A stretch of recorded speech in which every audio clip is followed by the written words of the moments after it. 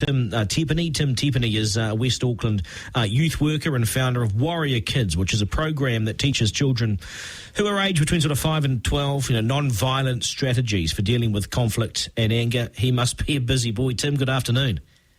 Yes, good afternoon, Duncan. What is your reaction to what has happened today in the court?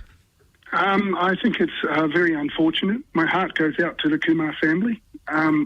These young ones do need to be held accountable. I think the manslaughter one was a good charge for the older boy, but still the younger, I still feel he needs to be held accountable for his actions. You don't think the younger one should have walked free today? I think it sends the wrong message, and I'd like to know what's going to happen from this point onwards for him. I agree with his family. Something needs to be done. This can't continue. He can't go back into that home, considering, what he's faced, being brought up there and from just what's happened, Who do you blame for all this? Because, as a society, we do point the finger at Tim, and you deal with, some of these really tough cases. Is it the boys' fault? Is it a combination of the boys and the parents? Is it the boys' parents and the wider family? Or is it the boys' parents, wider family, schools, community, agencies, everybody? Who should ultimately be responsible for all this? It is not a clear answer. It's a complex situation, and these kids' lives are just so complex these days. As we heard, there's been a gang member involved with the family, but also there's a lot of drugs and alcohol, a lot of violence. That possibly was generational.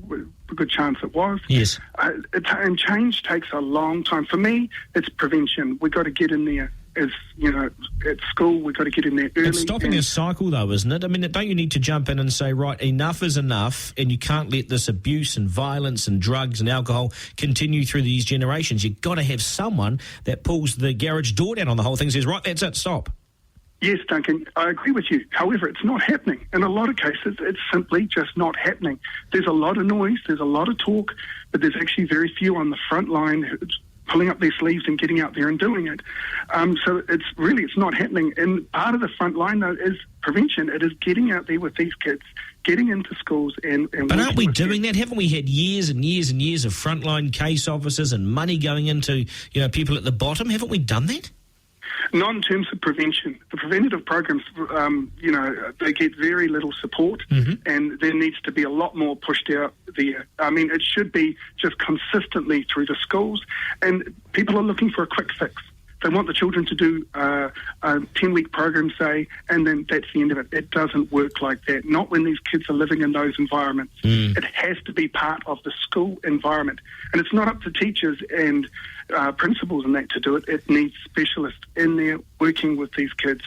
And by working with the kids, they're going to work with the family. And we're not doing that. You see, I would argue that with that chap who had 10 schools in his lifetime, surely by the 6th or 7th school, the principal might say to a social agency, we've got a problem here. This is his 6th school in 5 years. I'm worried about him. Exactly. That's what should be happening. It should be, red flags should have been raised a long time ago. And there's a lot of kids like this. There's a lot of kids going from school to school, and there's a lot of upheaval in these families. Yes. And we do have to get in there and stop it. Do you blame the parents? I certainly hold the parents responsible. They certainly have a part to play. And, we, like you say, we do need to get in there. It's no good throwing raincoats or shoes at the problem.